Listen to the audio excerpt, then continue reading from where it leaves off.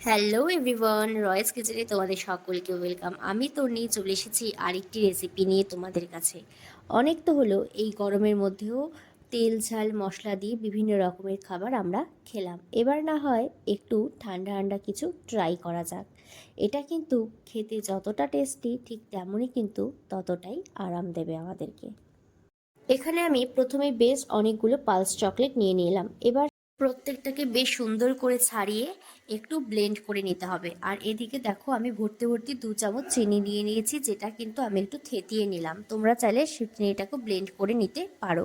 এবার একটা গ্লাস দিয়ে তাতে 3 থেকে 4টা আইস কিউব দিয়ে তার মধ্যে চকলেটের ব্লেন্ডটা দিয়ে চিনিটাও পরিমাণ মতন দিয়ে লেবুর রস 1 চামচের মতো লেবুর রস দিয়ে দিবে। তাতে 2 থেকে 3টে পুদিনা পাতা এবং একটা স্লাইস করে রাখার লেবুকেও তোমরা চাইলে অ্যাড করতে পারো।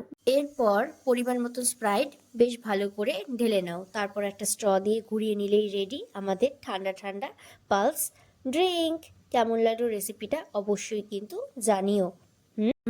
জাস্ট ফাটাফাটি।